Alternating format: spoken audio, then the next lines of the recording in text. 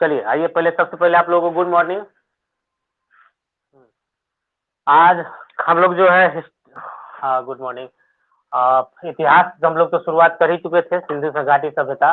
सिंधु घाटी सभ्यता में पहले हम लोग जाने भूमिका भूमिका के बारे में, नामकरण कि इसके कौन कौन नाम से जाना जाता है और क्यों जाना जाता है। इसके बाद जी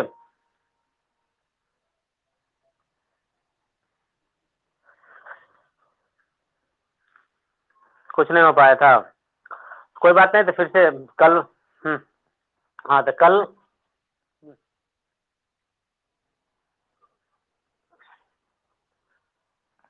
हाँ तो सारा वीडियो तो उसमें है, इसी में आपका जो है वीडियो डाला ही हुआ है, यूट्यूब पे भी डालते हैं, इसके बाद हम स्टेटस पे भी लगा देते हैं।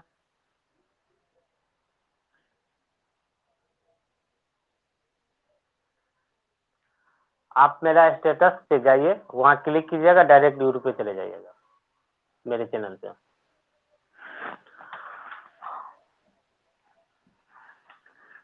ठीक है, इसके बावजूद भी अगर कल का क्लास डिस्टर्ब रहा तो कल से ही शुरू करते हैं। ठीक है, और कोई प्रॉब्लम?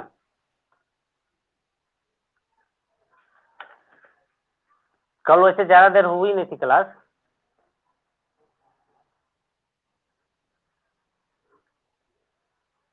नहीं, हिस्ट्री पढ़ाया था कल।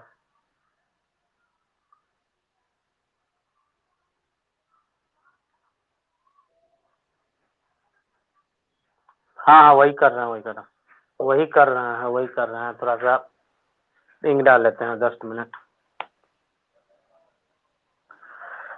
कल हम लोगों का इतिहास सिंधु घाटी सभ्यता का दूसरा टॉपिक था उत्पत्ति। हम लोग कल उत्पत्ति के बारे में थोड़ा सा डिस्कस किए थे।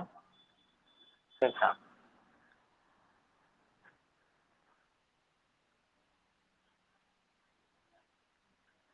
Just minute.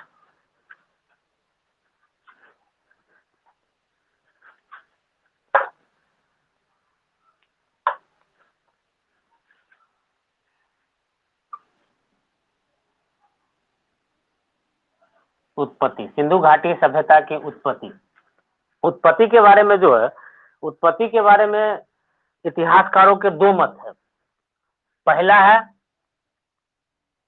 देसी, दूसरा विदेशी। मतलब या तो हम लोग इसको विदेशी कह सकते हैं, विदेशी मत, और दूसरा है देसी।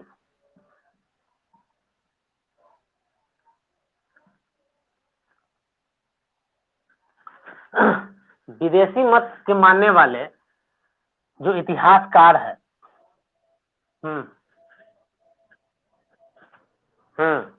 जो कल उत्पत्ति, हम लोग नामकरण भूमिका के बारे में जान चुके हैं,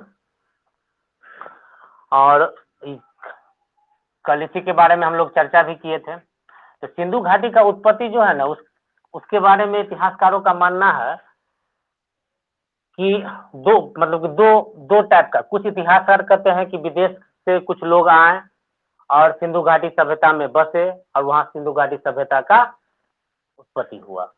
कुछ इतिहासकार जो है कहते हैं कि नहीं, यहीं के लोग वहां पहले धीरे धीरे गांव, फिर कस्बा, कस्बा के बाद गांव, फिर अर्धनगर, फिर नगरीय, नगरीय सभ्यता, सिंधु घाटी सभ्यता का उत्पत्ति हुई। तो ये दो मत है। इसके पीछे कारण है, यहाँ इतिहासकारों का जो विदेशी मत देने वाले इतिहासकार हैं, उन लोगों का कहना है कि सिंधु घाटी सभ्यता जो है वो मेसो मेसोपोटामिया अथवा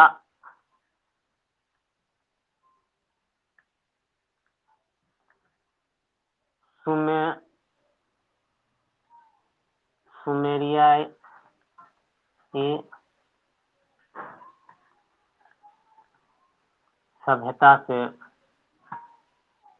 ठीक है। कुछ इतिहासकारों का मानना है कि उस जिस समय सिंधु घाटी सभ्यता उस समय 3 सभ्यता इसके समकालीन थे, सिंधु घाटी सभ्यता, मेसोपोटामिया की सभ्यता और मिस्र की सभ्यता। उसमें सबसे ये जो सिंधु घाटी सभ्यता जो है वो एक नगरीय, पूर्ण रूपेण नगरीय सभ्यता था। उस समय का सबसे, अगर कोई नगरीय सभ्यता था तो वो हमारा सिंधु घाटी सभ्यता था। यहाँ तक कि मेसोपोटामिया की सभ्यता जो है अर्ध नगरीय, मिस्र की सभ्यता जो है वो भी अर्ध नगरीय, सिंधु घाटी सभ्यता जो है इन दोनों से 20 गुना बड़ा भी था, दोनों से। तो हर दृष्टिकोण से सिंधु घाटी सभ्यता जो है इससे बहुत ज्यादा बड़ा था। इसमें इस मत को मानने वाले जो इतिहासकार हैं उनका आप लोग पहले नाम नोट कर लीजिए। Gordon child,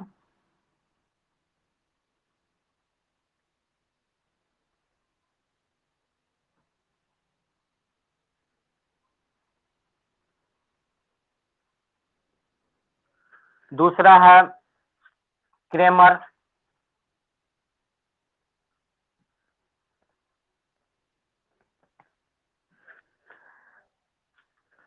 John Marshall,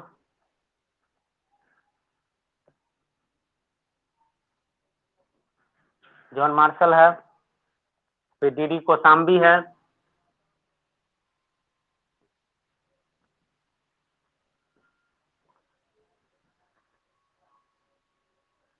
DD Kosambi है,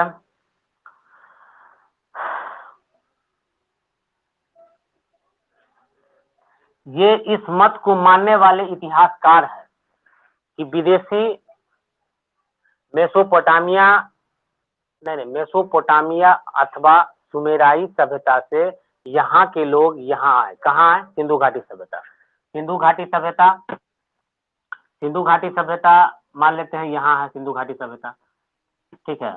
और यहाँ है मिस्र की सभ्यता। यहाँ के लोग, व्यापार तो है ही, यहाँ के लोग सिंधु घाटी मतलब मेसोपोटामिया अथवा सुमेराई लोग, मेसोपोटामिया के लोग जो है यहाँ आए, मतलब मेसोपोटामिया तो विदेश में हो गया, यहाँ के लोग सिंधु घाटी सभ्यता है। कहाँ है? सिंधु घाटी सभ्यता।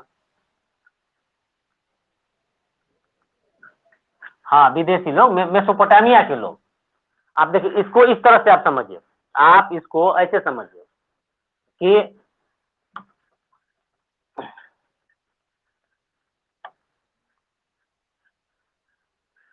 हाँ हाँ, कल लिखे थे ना। देखिए आप इसको इस तरह समझिए, सिंधु घाटी सभ्यता का जो उत्पत्ति है वो उत्पत्ति उसका कहा जाता है कि कुछ इतिहासकार कहते हैं कि मेसोपोटामिया, मेसोपोटामिया का लोग भारत आए। कहाँ के लोग भारत आए? मेसोपोटामिया का, हाँ, मेसोपोटामिया का लोग इंडिया में आए, भारत आए, सिंधु घाटी सभ्यता में आए, और वहां आकर के यहाँ यहाँ सिंधु घाटी सभ्यता का उत्पत्ति किए। मतलब कि सिंधु घाटी सभ्यता हमारे नहीं है, विदेश से लोग आकर के वहां पे बसे। कहने का मतलब हुआ कि विदेश से लोग जो आके बसे उसको हम लोग कहते हैं विदेशी मत। ठीक है, अब समझ में आया?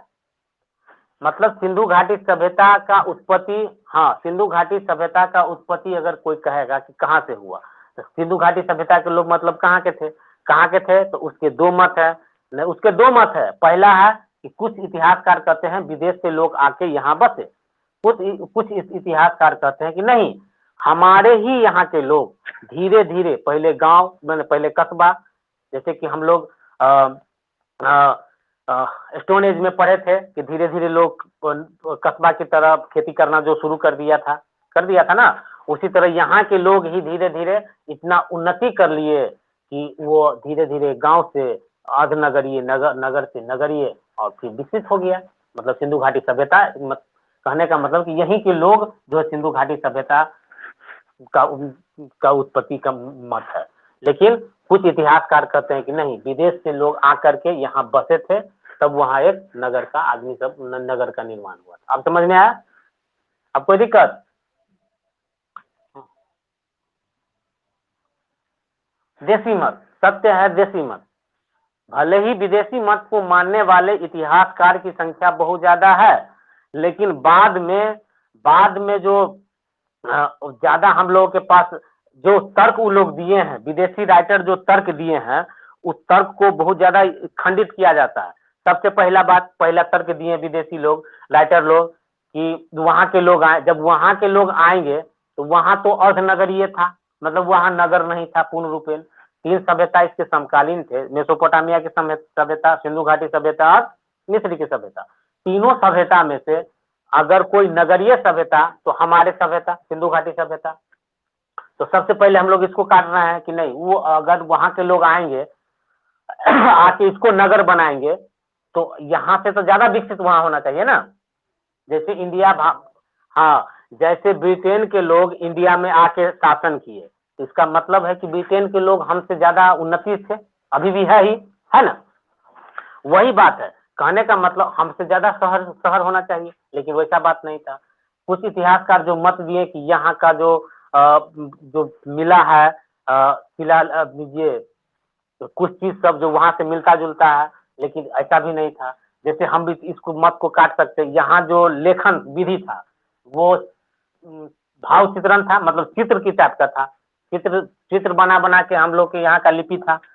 लेकिन वहां का जो लिपि मिला, मेसोपोटामिया का लिपि या मिस्र का लिपि, वो कांटी नुमा था, मतलब एक लकीर टाइप का, कांटी नुमा एक लकीर या फिर 2 लकीर या 3 लकीर, इस टाइप का जो रोमन टाइप का जो है वो कांटी नुमा वहां का लिपि था। लेकिन हम लोग का भाव चित्रण था, तो वो भी नहीं मिल रहा है। अगर वहां के लोग यहाँ आकर के अगर बसे होते तो फिर सेम लिपि रहता, लेकिन लिपि भी चेंज है। इसीलिए हम लोग विदेशी मत को मान्यता बहुत कम देते हैं और देसी मत को मान्यता दिया जाता है। तो यहाँ उत्पत्ति जो है, उत्पत्ति के बारे में आप लोग लिख लीजिए कि उत्पत्ति का जो मानता है वो 2 टाइप से, मतलब एक विदेशी है। अब समझ में आया, आप कहीं ना दिक्कत, विदेशी मत। हम्म।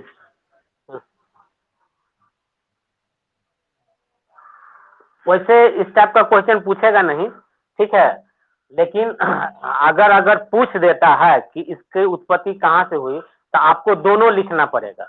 आपको लिखना पड़ेगा कि उसकी उत्पत्ति के इतिहासकारों के 2 मत है, 2 मत, वैसे 3 मत, 2 मत या 3 मत लिख सकते हैं, क्योंकि देसी मत को 2 भागों में बांटा गया है। तो आप इसमें लिख सकते हैं कि उत्पत्ति, सिंधु घाटी सभ्यता की उत्पत्ति इतिहासकारों ने 2 मतों से दिए हैं। पहला है देसी, दूसरा है विदेशी। देसी के बारे में, विदेशी के बारे में बता दीजिए कि वो लोगों का कहना था कि वहां से आकर यहाँ बसे, लेकिन कुछ इतिहासकारों का कहना है विदेशी मत के अनुसार, देसी मतों के अनुसार कि नहीं, यहीं के लोग धीरे धीरे इसमें प्रगति किए कि यह जो है एक नगर नगर का निर्माण हो गया। बस इतना ही जवाब देना है, क्योंकि इतिहास है, आपको तो देना पड़ेगा दोनों का। हाँ, तो पहला है देसी, इसको, दूसरा है ईरानी, ईरानी बलूचिस्तानी,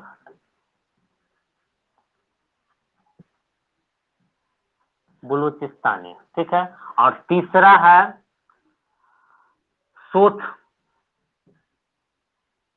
सोथ संस्कृति, ठीक है। देखिए 2 भाग में हम लोग बांटते हैं, ये दोनों जो है, ये दोनों ईरानी बलूचिस्तानी और सोथ संस्कृति, ये 2 मत जो है, ये दोनों मत को कहते हैं देसी, देसी मत।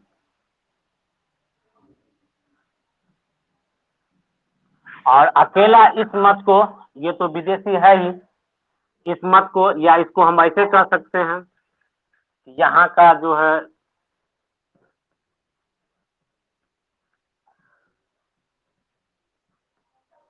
मेसोपोटामिया, ठीक है, मेसोपोटामिया, इस मेसोपोटामिया का जो मत है इसको कहते हैं विदेशी मत।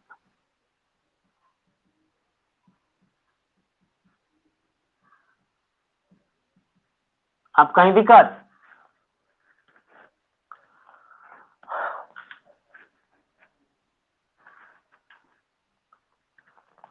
आपको इसमें पूछ दिया जाएगा कि कौन कौन से इतिहासकार है जो विदेशी मत को मान्यता देते हैं, कौन कौन से इतिहासकार है जो देसी मत को मान्यता देते हैं, या ईरानी बलूचिस्तानी मत को मान्यता देते हैं, या सोच संस्कृति को मान्यता देते हैं।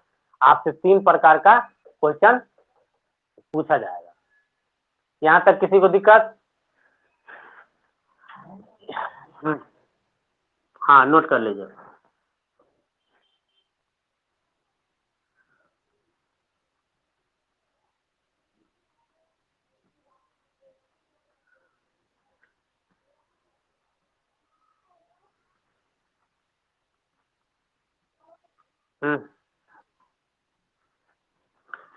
कई प्रकार का क्वेश्चन इसमें आ सकता है।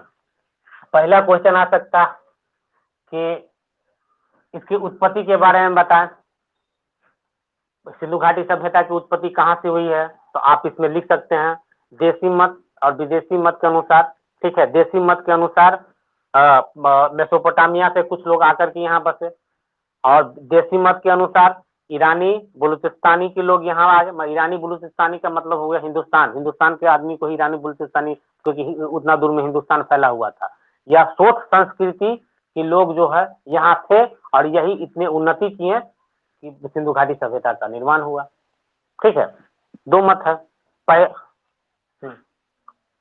अभी हम लिख रहे हैं कि ये मत, विदेशी मत को मानने वाले इतिहासकार के नाम। ठीक है, अगर आपसे क्वेश्चन दे दिया जाएगा गार्डन चाइल्ड जो है किस मत को मानते हैं, सिंधु घाटी सभ्यता में गार्डन चाइल्ड किस मत को मानते हैं, देसी या विदेशी, ईरानी या बलूचिस्तानी, सोच या संस्कृति, या मेसोपोटामिया, या जो जो जिस टाइप का होगा वो आपको लिख देगा। तो आप याद रहेगा तब ना, इसको आप लोग को याद करना पड़ेगा। कुछ नाम जो है याद करना पड़ेगा कि यह सब जो है विदेशी मत को मानने वाले इतिहासकार हैं, यह इस मत को मानने वाले इतिहासकार है, यह सोच संस्कृति को मानने वाले इतिहासकार है। ठीक है, हाँ, विदेशी मत का।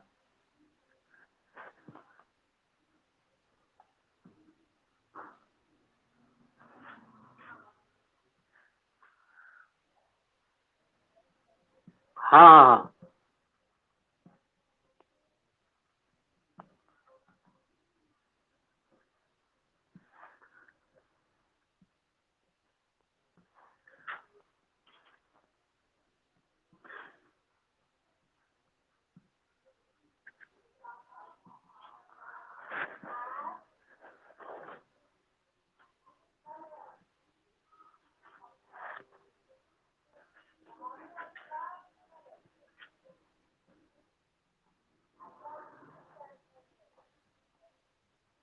HD Sankalia,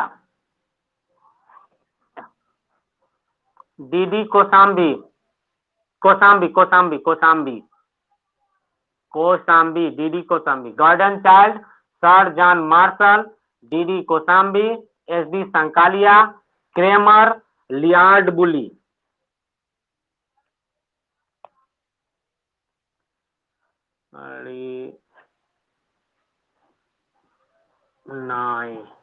Leonard Woolley. ठीक है, और इस मत को मानने वाले सिर्फ 2 ही इतिहासकार हैं। पहला है service framer, fair service, fair service, और दूसरा है रोमिला थापोर, रोमिला थापर। ठीक है, इस मत को मानने वाले हैं अमला नर घोष, और दूसरा है DP अग्रवाल।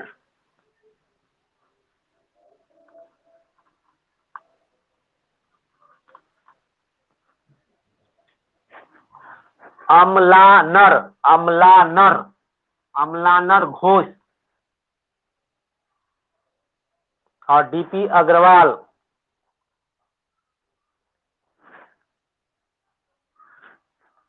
एक है आनन्य दंपति,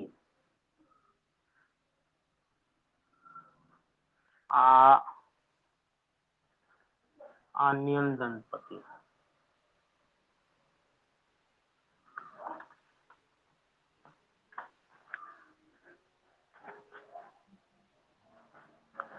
आन्यन आ आधा न य संयुक्त हर्षिकार न दंपति।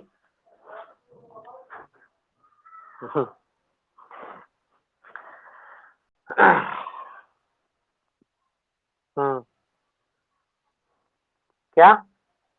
रोमिला थापर था, थापर रोमिला थापर थापर।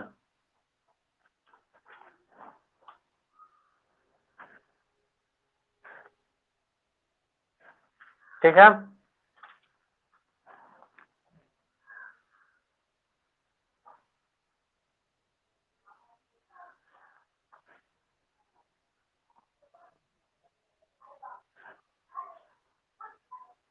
शिवानी,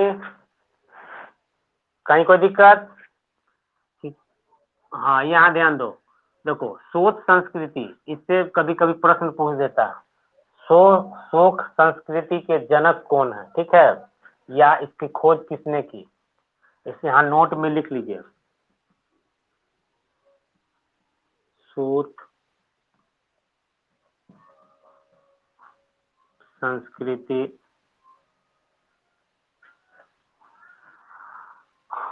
1930 ईस्वी में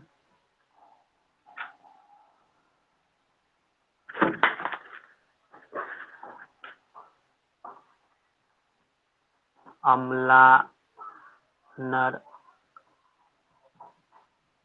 घोष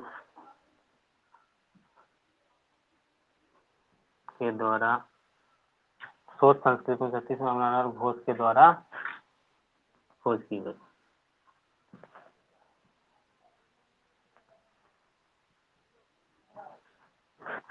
ठीक है, जल्दी से नोट डाउन कीजिए।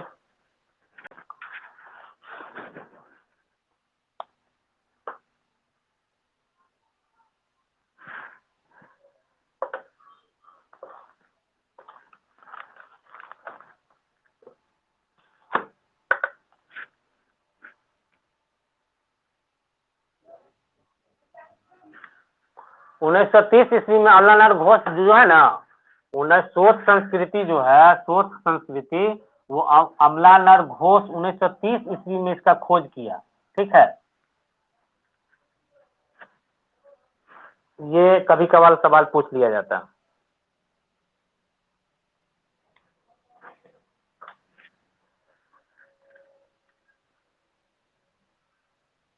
मिथिलेश,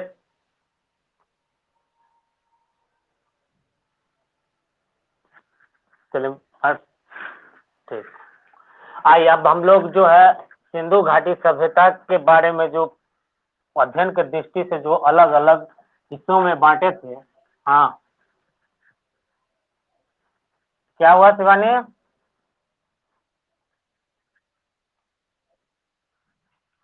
फेयर सर्विस लिखे हैं, क्या लिखे हुए थे?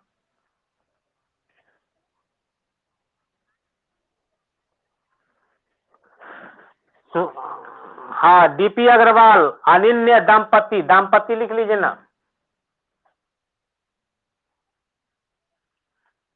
आप देखिए, हम लोग जो बांटे थे उसके हिसाब से आप तीसरा टॉपिक पे हम लोग आते हैं, काल खंड या कालक्रम। काल क्रम मतलब इसकी जो उत्पत्ति हुई उसको कब, मतलब कि उसकी उत्पत्ति कब हुई, सिंधु घाटी सभ्यता की उत्पत्ति कब हुई, या कालक्रम या कालखंड।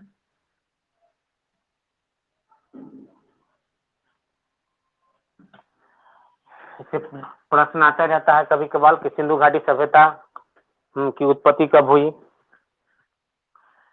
इसमें सिंधु घाटी सभ्यता की उत्पत्ति में जो है काल या उत्पत्ति के काल क्रम में जो है हम लोग को समस्याएं बहुत ज्यादा है, इतिहासकारों को समस्या है। पहला समस्या यह है कि इसका जो है इस काल का मतलब सिंधु घाटी सभ्यता का अपना कोई लिपि नहीं, उस लिपि को पढ़ नहीं पाए थे क्योंकि अधैतिहासिक लिपि है, वैसा इतिहास कालखंड का है जिसको अभी तक हम लोग पढ़ नहीं पाए हैं। भाव चित्रण लिपि है, तो सबसे ज्यादा हम लोग को प्रॉब्लम हुआ था लिपि को पढ़ नहीं पाना। इसमें प्रॉब्लम में पहले सबसे ज्यादा लिख लीजिए कि लिपि को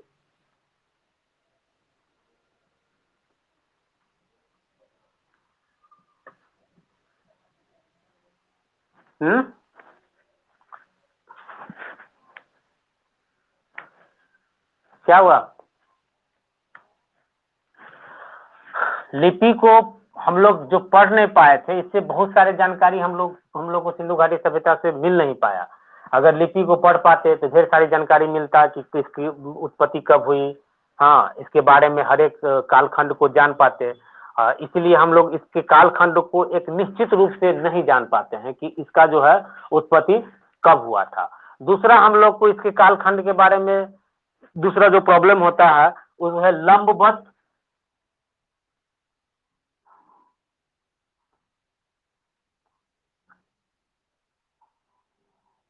लंबवत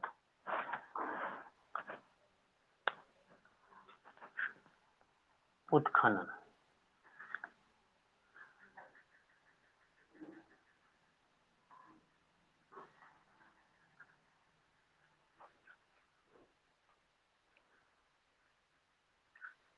या ऐसे हम लोग लिख सकते हैं लंबवत या हाँ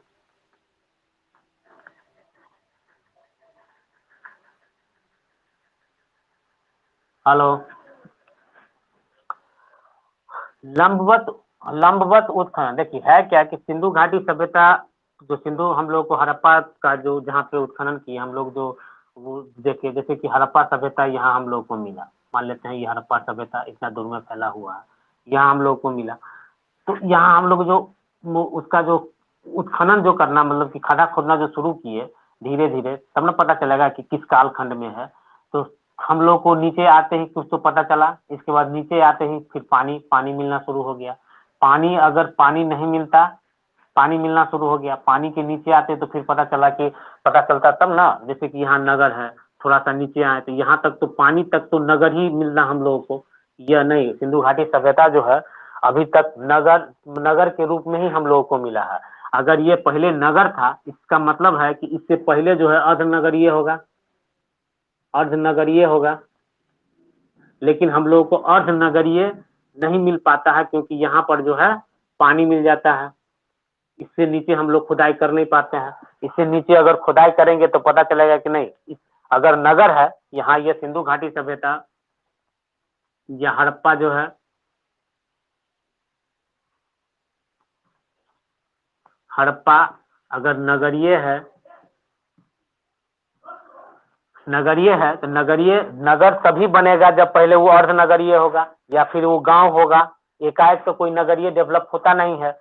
लेकिन हम लोग उसका जो खुदाई करते हैं नीचे की तरफ लंबा जो खुदाई करते हैं तो जहां तक नगर है वहीं तक कर पाते हैं, उससे नीचे आ नहीं पाते हैं क्योंकि यहाँ पर हम लोग को पानी मिल जाता है। अगर इससे नीचे खुदाई होगा तो हो सकता है ये अर्धनगरीय होगा, या फिर इसके बाद अगर इससे भी ज्यादा नीचे अगर खुदाई करेंगे तो हो सकता है गांव हो।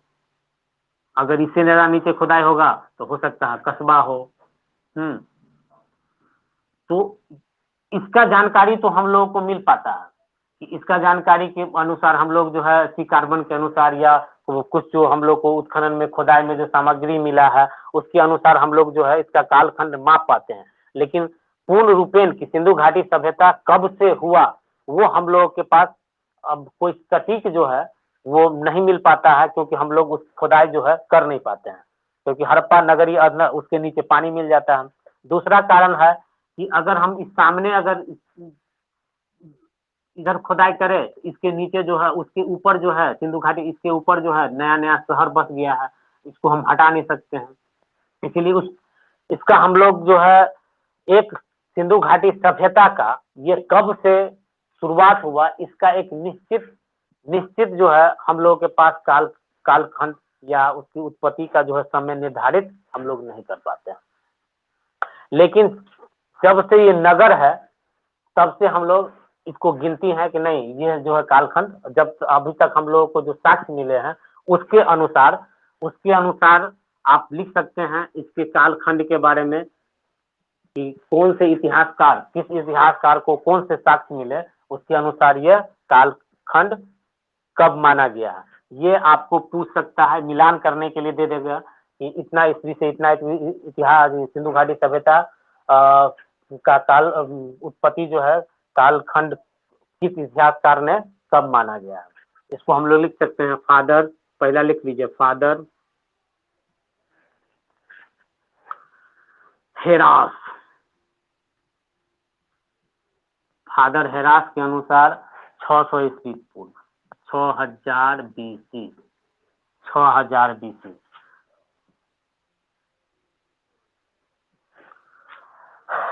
दूसरा है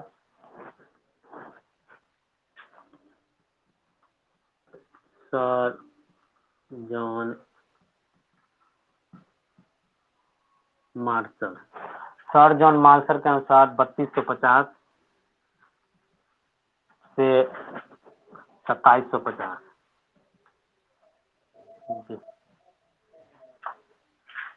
क्या कहाँ पे सचिन? ये ये हेलो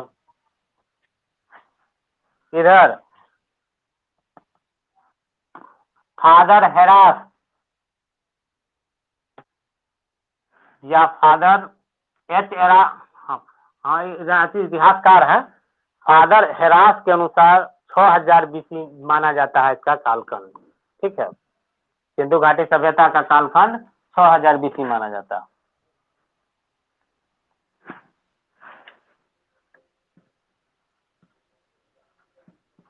माधो स्वरूप के अनुसार 3500 से 2700।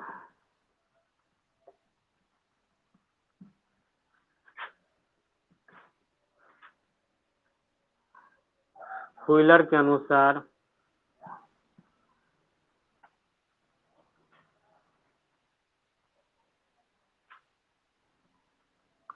2500 से 1500 बीसी।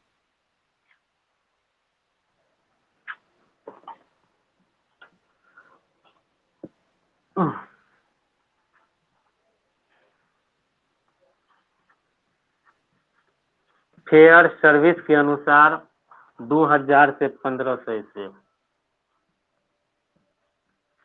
बीसी।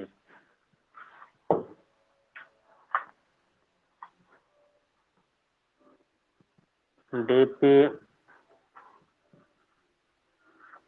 अग्रवाल के अनुसार 2300 से 1700 बीसी।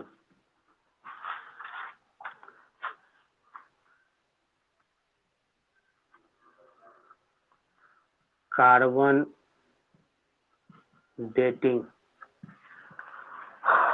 ये सबसे ज्यादा महत्वपूर्ण है कार्बन डेटिंग।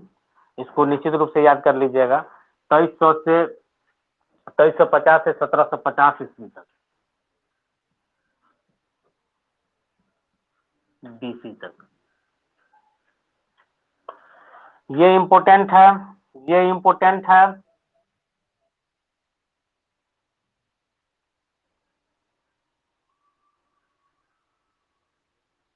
इस 4 में जो टिक लगा है ना, ये सबसे ज्यादा पूछा जाता है।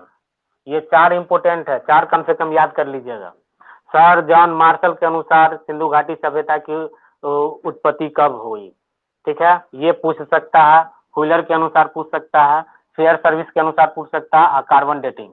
ये 4 जो है 1 2 3 4, ये 4 इम्पोर्टेंट है कालखंड में। 4 सबसे ज्यादा पूछता है। हाँ, कितना नंबर?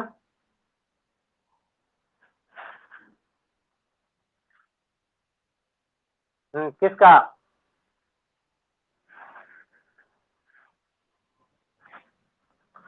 हाँ, 2350 से 1750।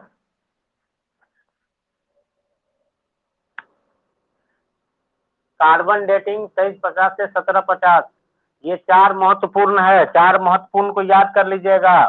कार्बन डेटिंग 2350 से 1750, शेयर सर्विस 2000 ईस्वी से 1520, सॉरी 2000 बीसी से 1500 बीसी, और चौथा व्हीलर 2500 बीसी से 1500 बीसी, और चौथा है सर जॉन मार्शल 3250 से 2750।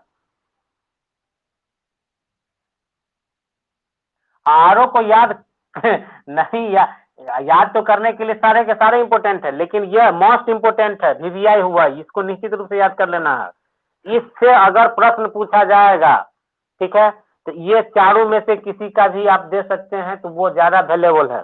ठीक है, अगर एक प्रश्न पूछे तब सिंधु घाटी सभ्यता की उत्पत्ति कब हुई ये, लेकिन ज्यादातर क्योंकि आप लोग कंपटीशन के स्टूडेंट हैं, आप लोग को पूछ दिया जाएगा सर जॉन मार्शल के अनुसार सिंधु घाटी सभ्यता की उत्पत्ति कब हुई, इस साइड दे देगा, कुछ ये सब खंड काल खंड दे देगा, मिलान करने के लिए दे देगा, या चार गो ऑप्शन दे देगा, उसको मिलान करने के लिए दे देगा।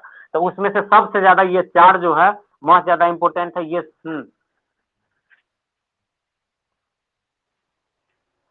जी हाँ, मिलान करने, अरे कुछ कुछ टाइप का दे सकता है, या ये ऑप्शन दे देगा ना। अगर ये सिर्फ लिख देगा जॉन मार्शल सिंधु घाटी सभ्यता की उत्पत्ति जॉन मार्शल के अनुसार आप डेट बताएं, और ए दे देगा, एक में दे देगा, ये दे देगा, बी दे देगा, ये डेट दे देगा, सी में ये कुछ और डेट दे देगा, डी में कुछ और डेट दे देगा, और सबको टिक लगाना रहेगा ना, गोल घेरना रहता है ना। हम्म, तो किसी भी टाइप से पूछ सकता है ना, लेकिन ये चार जो है मोस्ट इंपोर्टेंट है, यही सबसे ज्यादा पूछा जाता है। ठीक है। हम्म, उतारिए जल्दी से, नोट कर, चलिए।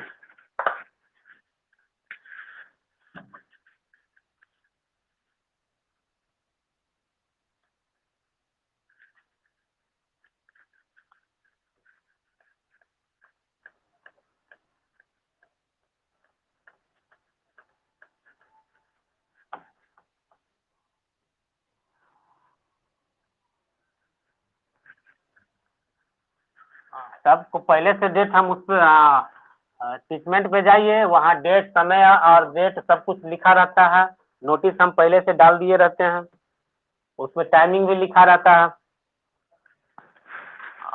मतलब कि सबसे ज्यादा फुर्सत में हम ही तुमको नजर आते हैं।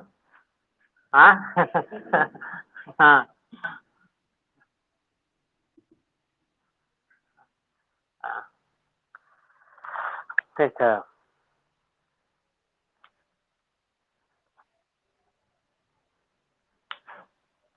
आज तबीयत को छोड़िए, तबीयत नहीं फ्रेश नहीं है तो अब पहले से ज्यादा प्रॉब्लम है, लेकिन हाँ पढ़ाएंगे डेली क्लास में।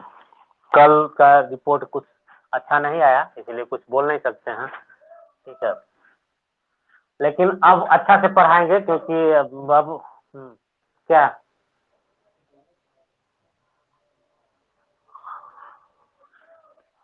ठीक है, अब वैसे बोर फील होगा ना, घर में बैठे बैठे बोर फील होगा, इसलिए पढ़ाई कीजिए, कराएंगे ना। अब तो अब लंबा लंबा पढ़ाएंगे, अब घर बैठे रहेंगे फालतू में तो क्या करेंगे। चलिए तीसरा। नहीं नहीं ले पाया। नहीं नहीं, अच्छा किए, ले लिए सब, अब प्रत्येक आदमी ले लीजिए, तो कब किसके साथ क्या हो जाए कोई ठीक नहीं है। ठीक है, इसलिए टीका लेना अत्यंत आवश्यक है। पहला पहला टीका लेने के बाद भी आपको लोग को कोरोना का डर है। ठीक है, दूसरा टीका लेने के 45 दिन के बाद वो शरीर पर इफेक्ट करता है, दूसरा टीका लेने के बाद 45 दिन के बाद ही आपको कोरोना नहीं हो सकता। ठीक है, दूसरा टीका के 45 दिन के बाद। तो अगला हम लोग बात करेंगे विस्तार, सिंधु घाटी सभ्यता का विस्तार। ये पता नहीं आजकल ये भी नहीं चल रहा है।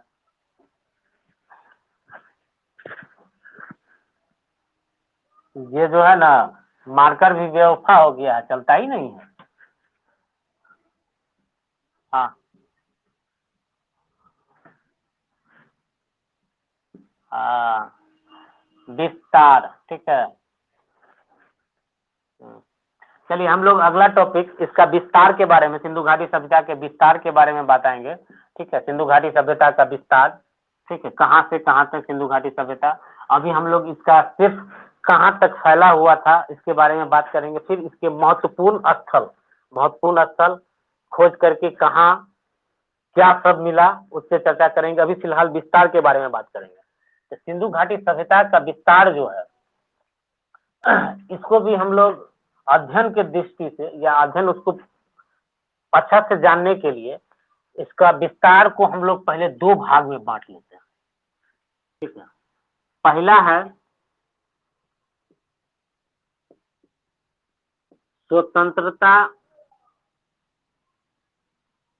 के पहले। ठीक है, जब भारत स्वतंत्र हुआ उसके पहले। दूसरा है स्वतंत्रता के बाद। ठीक है,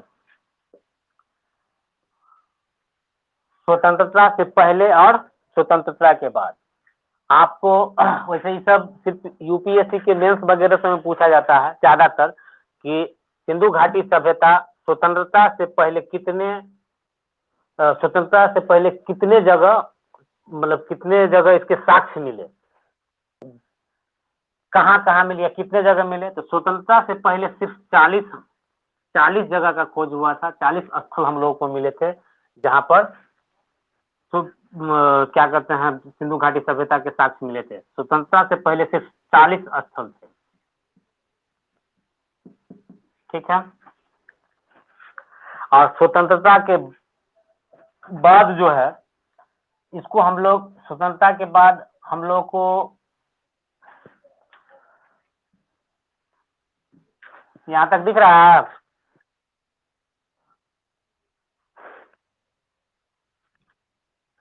या मेरा दाएं वाला हाथ दिख रहा है पेन। चलिए ठीक है, थैंक। तो स्वतंत्रता के बाद हम लोग जो है इसको तीन हिस्सों में बांटते हैं। कहाँ कहाँ मिला। तो पहला मिला हम लोगों को अफगानिस्तान में।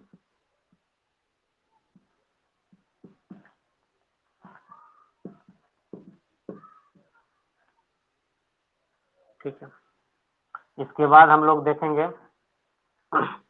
पाकिस्तान।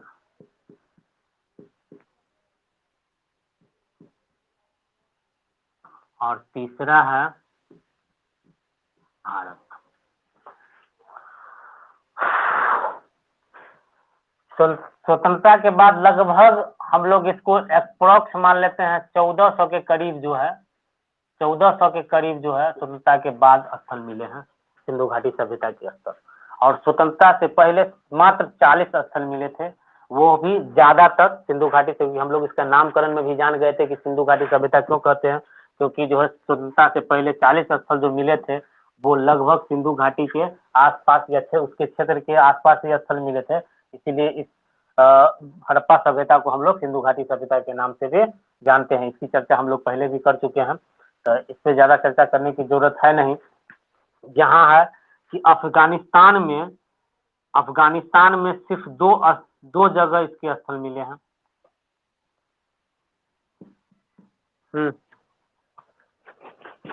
1400 स्थल मिले थे लगभग। लगभग इसमें लगा देना।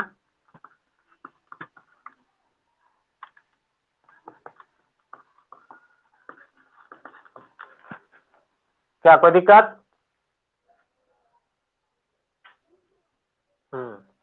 अफगानिस्तान में सिर्फ 2 स्थल मिले हैं। ठीक है, अफगानिस्तान में केवल 2 स्थल मिले हैं। पहला है मुंडी गौक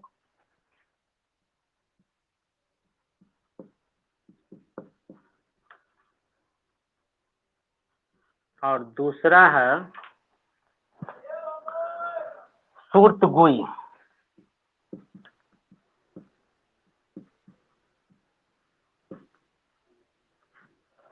ठीक है,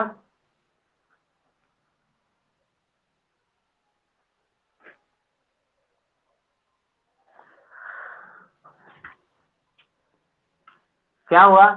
तो क्या हुआ हीरो?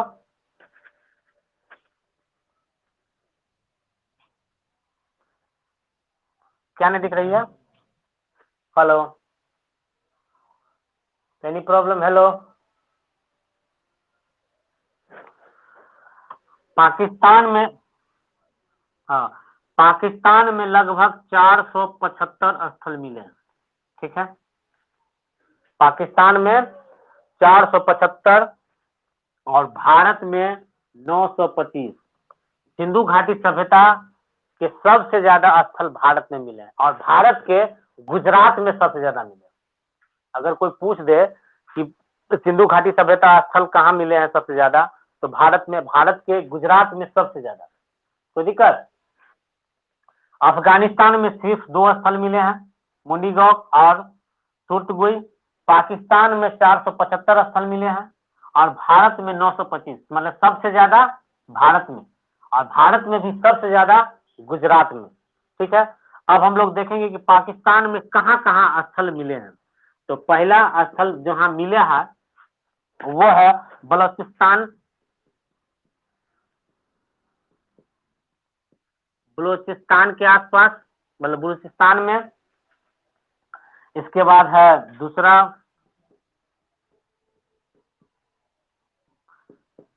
सिंध घाटी के आसपास, और तीसरा है पंजाब प्रांत में के आसपास। यह 3 जगह 475 स्थल मिले यहाँ पे। ठीक है, अफगानिस्तान में सिर्फ 2 जगह, मुंडीगौक और सुरतगुई। पाकिस्तान में 475 बलूचिस्तान में मिले हैं, मतलब कहाँ कहाँ मिले हैं पाकिस्तान में, तो बलूचिस्तान में, सिंधु घाटी के आसपास और पंजाब प्रांत में, यहाँ पर सिंधु घाटी के स्थल मिले हैं। और भारत में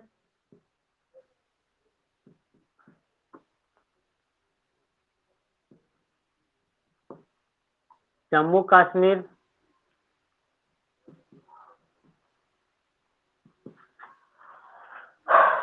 पंजाब,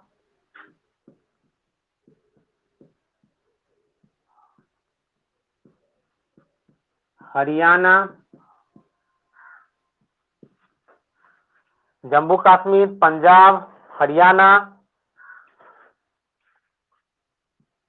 उत्तर प्रदेश,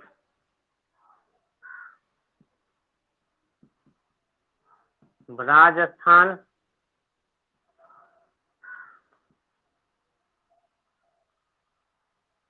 गुजरात,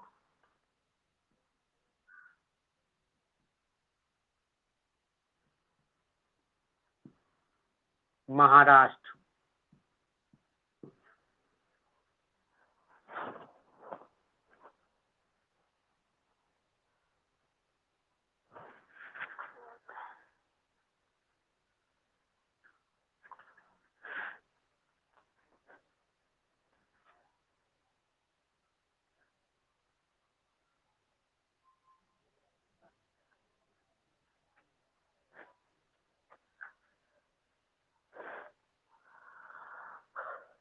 स्वतंत्रता के पहले सिर्फ 40 स्थल मिले थे, 40 स्थल मिले थे।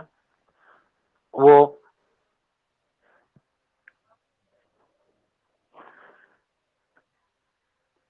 आपका नेट प्रॉब्लम है, नेट इशू है। ठीक है, और लोग को तो कोई प्रॉब्लम नहीं आ रहा है।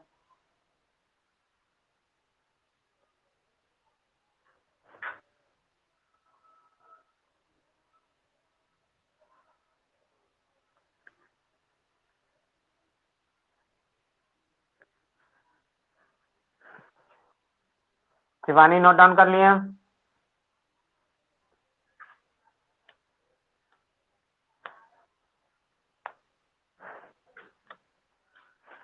अब यहाँ तक किसी को प्रॉब्लम? चलिए आज यहीं तक रहने देते हैं। क्या हुआ? क्या हुआ? हाँ, अफगानिस्तान में 2 ही जगह मिला था।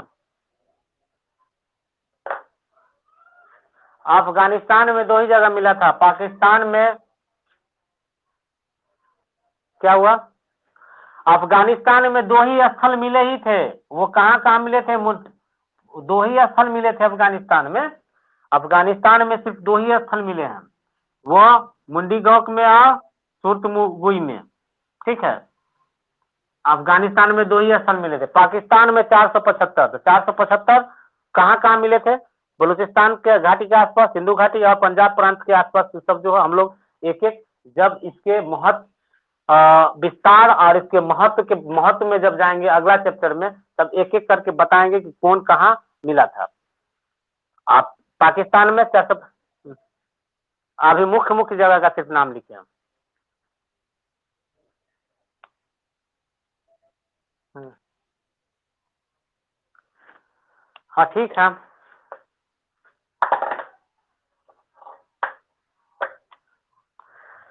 हाँ कल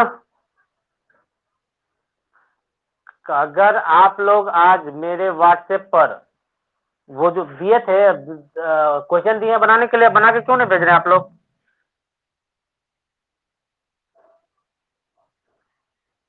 हाँ ट्रीटमेंट में भी डालते हैं और ग्रुप में भी डाल दिए हैं।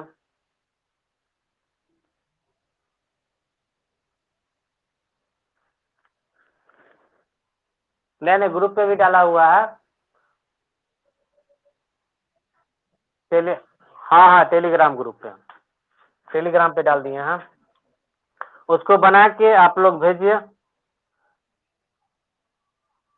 आर्टिकल का। होगा तो कल। क्या?